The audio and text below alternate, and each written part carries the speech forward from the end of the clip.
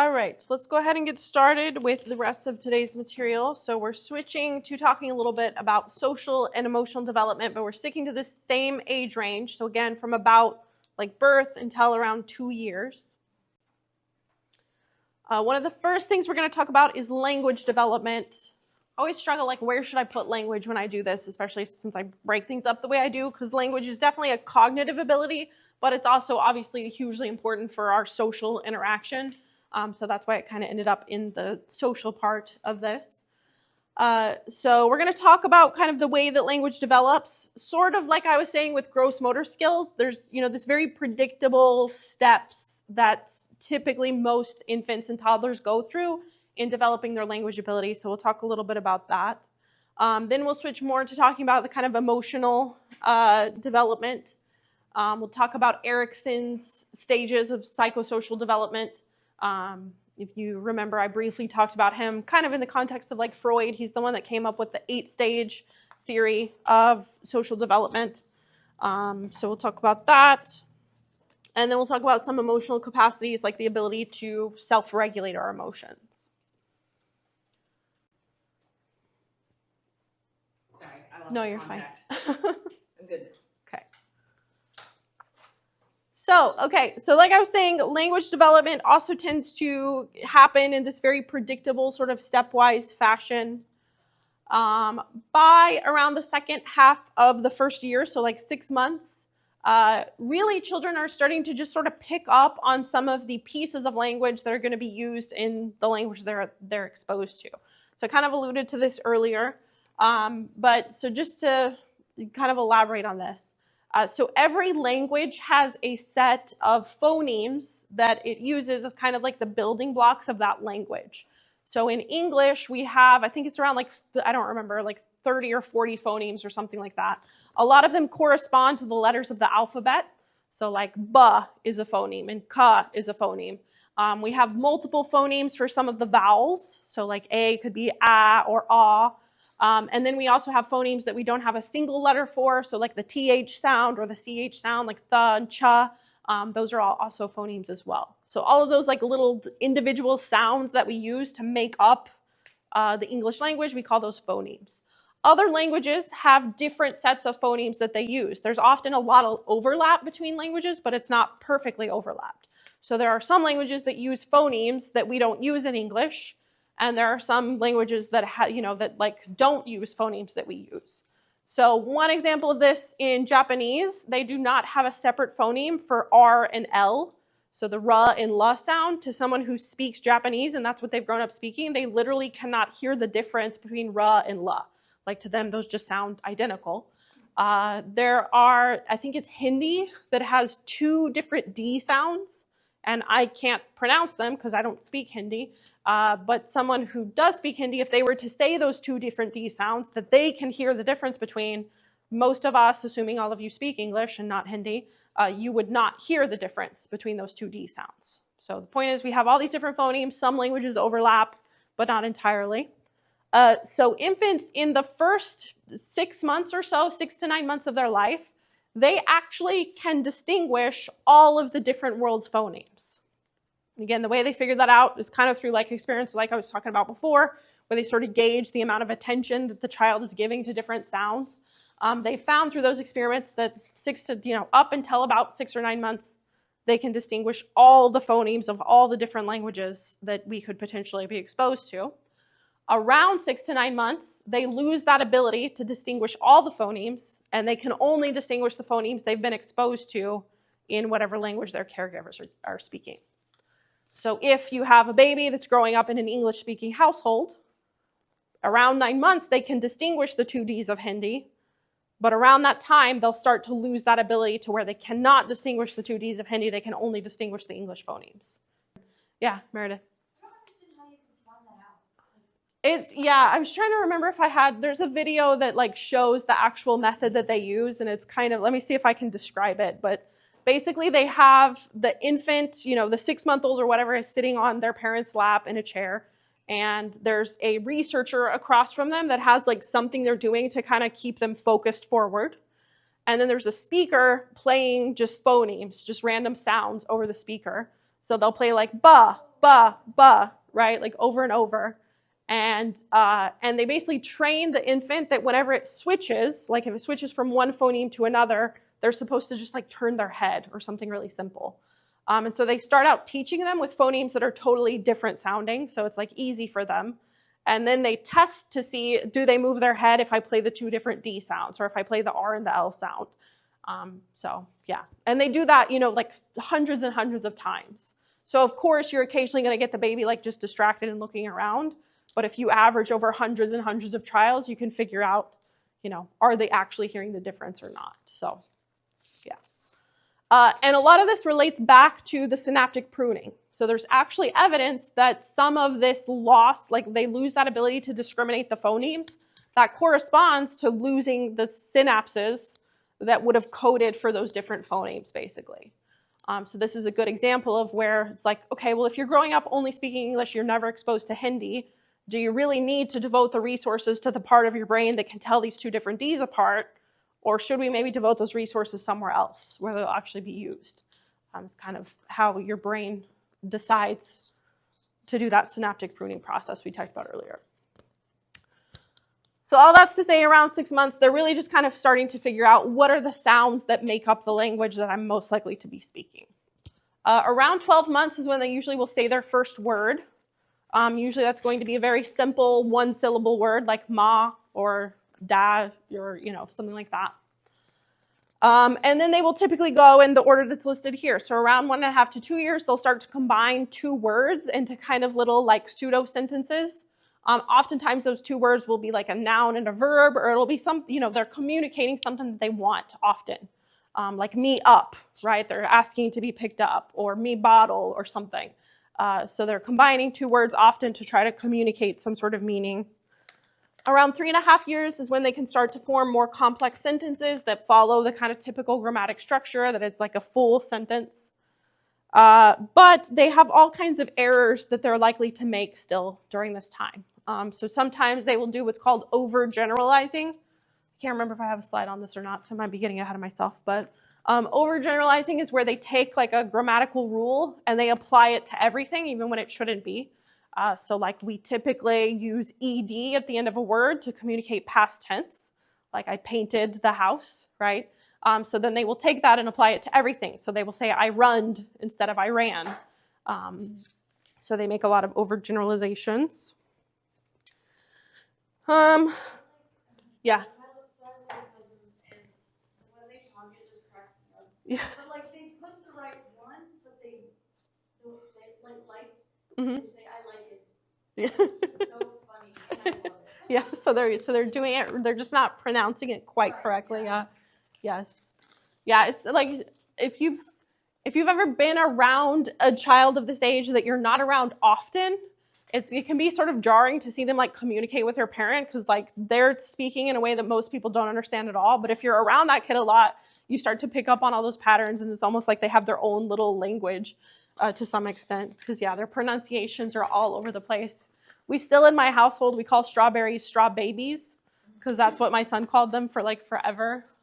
So yeah. There's like one or two words that I feel like families hang on to. Yes, yeah. We also do this weird thing. I don't know where it started, but my son, for whatever reason, would never call me mom or him dad. He would say moms or dads. He always like made it plural, so now it's like still a thing, and I always call him Adams for whatever reason. So, yeah. All right. So by around age 6, vocabulary has massively exploded, so they can understand about 14,000 words at that point and combine them all mostly appropriately into complex sentences, etc.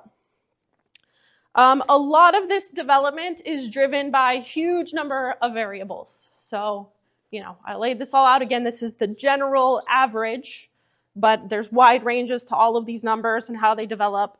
A couple of the things that influence this, one is like parental involvement. So there's lots of evidence that parents who read to their kids and engage in like very elaborative, complex conversation with their kids, those kids are going to be more likely to develop at an appropriate pace, to maybe even develop faster than this. Whereas children who aren't exposed to that like complex verbal interaction are going to be behind potentially. There's some cultural differences in that as well. So there's some cultures that, again, are much more likely to engage in that sort of expressive language style compared to others. Another kind of interesting cultural difference that happens in language is that there are other languages that have tonal systems to them. So like Mandarin, Chinese, for example. It's not just the phonemes and the way you arrange them that determines the meaning of the word. It's also the tonality of it, like the pitch and how the pitch changes. So I don't know, there's another video I used to play sometimes, but there's I could be totally wrong about the specific word, but my memory is that it's ma is the word. And it's depending on if you say it flat or if it goes up or if it goes down in pitch when you say it, it has 3 or 4 totally different meanings. So infants who are growing up in those kinds of cultures that use tonal languages, they're also developing this tonal ability kind of in step with all this other stuff. Whereas obviously if you speak English or something that's not tonal, you're not going to be developing those tonal abilities. Start using verbal language. So yeah. But I don't know about gesturing and stuff. I would guess that would go kind of along with that. I just assume that Italian babies start doing it very early. I don't know. I have no idea. I've never read anything about it. It's possible. What else? So I talked about how reading is important. Oh, another thing that helps children develop their language is something called infant-directed speech, which we all do anytime you interact with a child without noticing it. So infant-directed speech is where often the pitch of your voice goes up. You start to talk a little bit higher and you get a little bit more excited, and you usually will repeat words over and over again instead of just saying them once. So there's evidence that talking in that way actually helps them absorb and learn language faster compared to if they're not exposed to that infant-directed speech. It also seems to be universal across cultures. So a lot of cultures, it's not just in English that we do that. A lot of other languages follow that same pattern where they just for whatever reason, you raise the pitch of your voice, you repeat words whenever you're interacting with small children. Yeah, I kind of got ahead of myself. I think I said almost all of this. The only thing I guess I would emphasize here, there was some debate really early on in psychology about if language is something that you're born with or do you need experience or whatever. And a lot of things, it turns out it's both. It seems like our brain is really pre-wired to be able to absorb language, but it's wired to absorb any language that we're exposed to.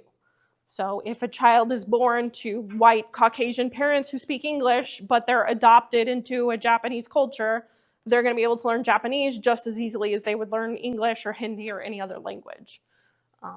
So we seem to have this propensity to absorb language, but the specific language we speak is going to be all determined by our experience. Gender different, it does seem like girls in general tend to develop verbal abilities slightly faster than boys. I think I said everything else that's on this slide. Any questions about language before we move on to some of the other stuff?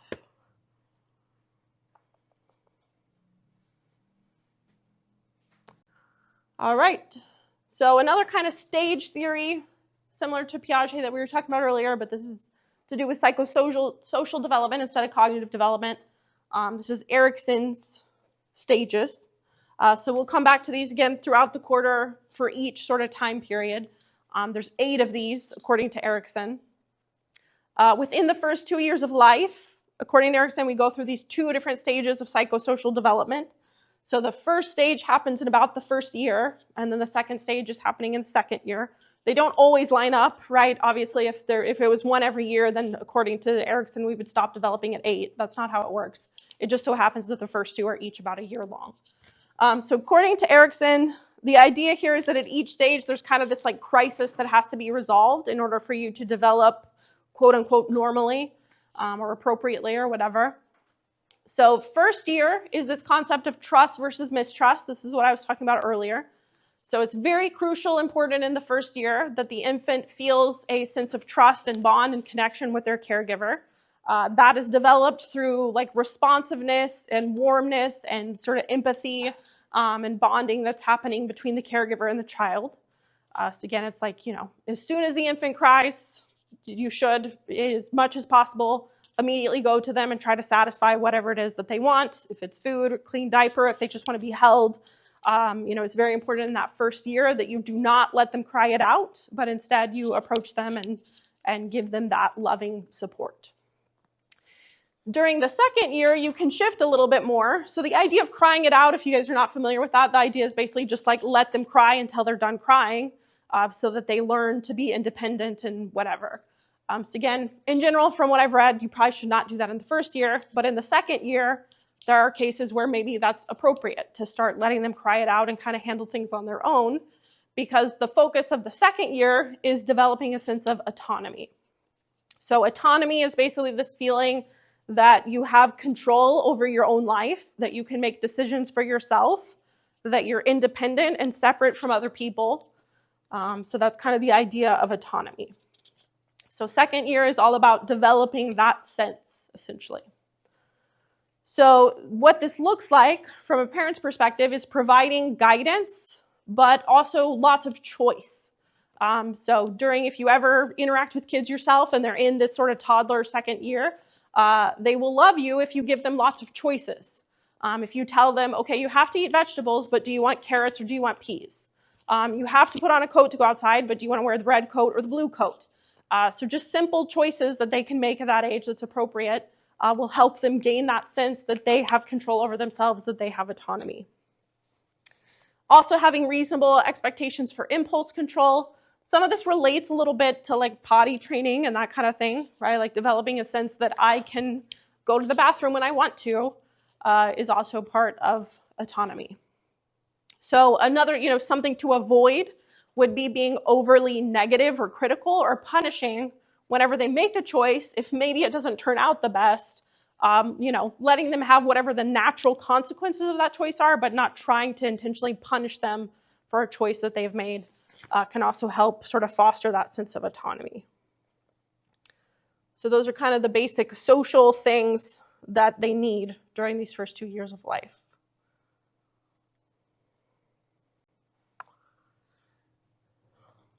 All right. So they're also continuing, I kind of talked about this a little bit in cognition, but they're continuing to develop some of their emotional abilities during these first 2 years. So in general, infants kind of start with really two emotions, basically, as positive and negative. They're either happy or they're crying, and there's not really a lot of in between. But then they develop more nuanced basic emotions over the course of the first year or so. By the end of the first year, there's pretty good evidence that they will have developed the 6 basic emotions that we all have now as adults. The 6 basic emotions are joy, sadness, anger, fear, surprise, and disgust. I'll say this one more time in case you're trying to write them down or something. Joy, sadness, anger, fear, surprise, and disgust. Those are the 6 basic emotions. Again, there's pretty good evidence that by about the end of the first year, most infants have developed the ability to feel and express all 6 of those emotions. They also are starting to develop an understanding of other people's emotions to some extent. It's still not great at this point, but it's getting better. Later on, so by about end of year 1, they're developing those 6 basic emotions I listed. Around the second year, they're also starting to develop some what are called social emotions. So social emotions are emotions that are based on other people's perception of you, basically. So this would be mostly things like shame, guilt, pride are really the social emotions. And a lot of that's tied up in that sense of autonomy, right? If they feel like, wow, I accomplished something, I did this thing on my own, then they're going to feel a sense of pride. Hopefully, they're not frequently feeling a sense of shame, because that can have negative impacts later on if they are. Emotional regulation, if you've ever been around a 2-year-old, is still pretty poor at this point. Their main way of expressing their emotions might be through tantrums, because they've kind of come out of this period where all they've had to communicate their emotions was crying for the first year or so. They really didn't have language. And so in the second year, they've kind of started to speak. They have a little bit of those tools, but they still haven't really fully transitioned to being able to use that. So it's very, very common during that second year that the way they express sadness and anger and fear is through throwing tantrums. And so another thing that's important during the second year is to start developing the ability to talk about emotions, to talk about how they feel, why they're feeling that way, how can they cope with it, etc. That's kind of starting to develop around the end of year 2. Yeah. Sorry. Related to emotions is this idea of temperament. So temperament is kind of related to personality. It's like sort of the way that a person is from birth. So sometimes you might hear people talk about like easy babies or hard babies or whatever. That's kind of referring to temperament. So there's some evidence that the temperament you're born with is pretty persistent and will stay with you for most of your life, essentially. So there's 2 components of temperament. One component is reactivity, which is like how volatile is your reaction whenever something doesn't go the way you expect. It's kind of the way that you could classify that. And then self-regulation is just the ability to regulate emotions and things overall. So those are kind of the 2 components. So in general, researchers have classified newborns into 3 different temperament levels. There's easy babies. So easy babies tend to have low reactivity. They're just like kind of chill. They're just going to go with it. If you change up their schedule a little bit, they're like, okay, that's fine. They tend to be very happy. They have very normal like eating and sleep rhythm. So all the stuff that I laid out in tables of like, this is when this thing happens. Easy babies will follow that guide, that pattern, very predictably. There's slow to warm babies, which are kind of in the middle of easy babies and the ones I'm about to talk about. And then there's difficult babies. So difficult babies typically are very reactive. They cry easily. They cannot regulate their emotions as well as easy babies. They're very reactive to things like sights and sounds. So they are typically going to be really light sleepers. So if there's anything that might interrupt their sleep, they're going to wake up and cry immediately. And they also sometimes don't follow those, patterns of things that we've talked about. They're maybe slower to develop language, slower to develop some of those emotional regulations and things like that. So again, this temperament appears to be, it's always present at birth, and then it's usually pretty stable throughout the lifetime. So people who are easy babies often will, throughout the rest of their life, be fairly easygoing and calm and low reactivity and, have pretty good self-regulation. There's some evidence, so there's some pretty strong genetic influence to this temperament. So, some of it is outside of the control of the parents and the children to some extent. It's just like you're born this way for the most part. Some of it, though, is influenced by kind of the things that we talked about with like trust versus mistrust and other like parental factors, but it's strongly genetically influenced.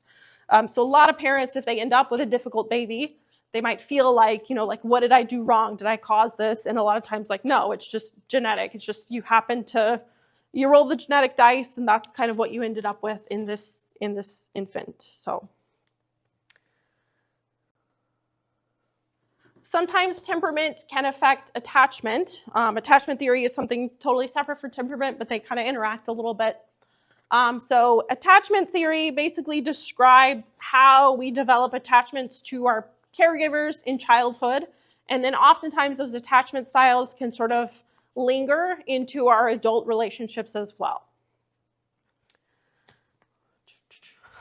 Yeah.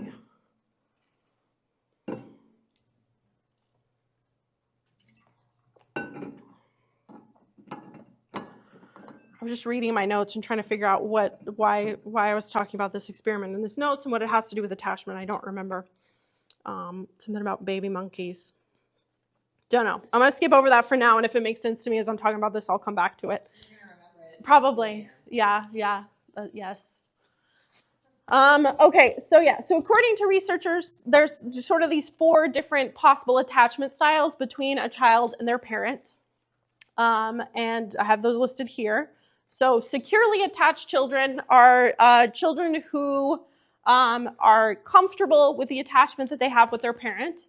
They're usually confident enough that, like, if their parent leaves for whatever reason, they go off to work for the day, then the child is, maybe going to be sad about it, but they're able to kind of like move on and adjust. And then whenever the parent comes back, they're usually going to be very happy.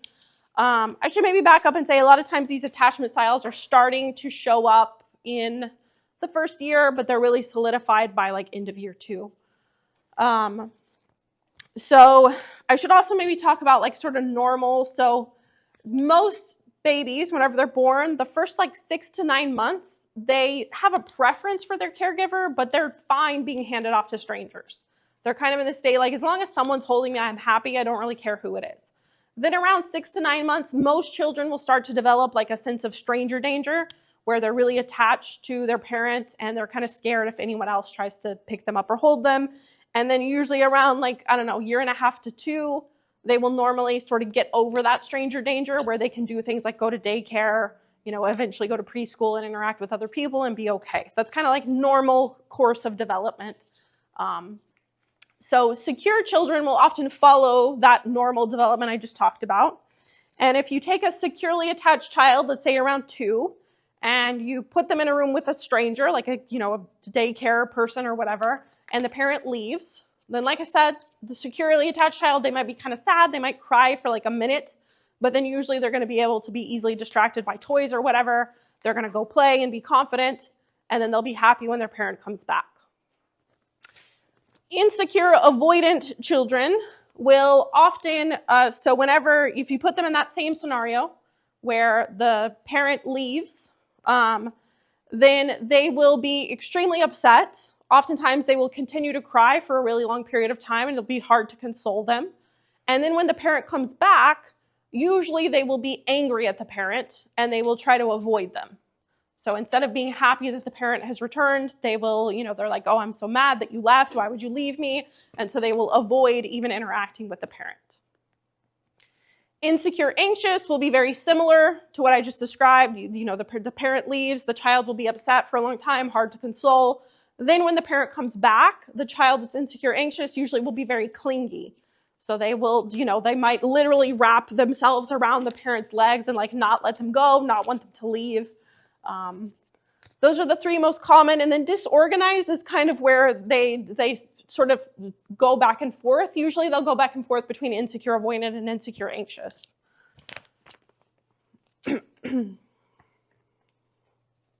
And again, some of this relates to temperament. So there's some evidence that like difficult babies are more likely to develop one of the less healthy attachment styles, whereas easy babies are more likely to develop that secure attachment style.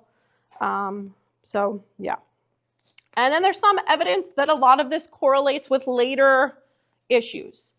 So people who have these insecure attachments in childhood, often they'll carry that through in their adult relationships. So whenever they're developing like friendships or romantic relationships, they might have a very similar dynamic where they're very, have a negative reaction to people leaving them for any amount of time.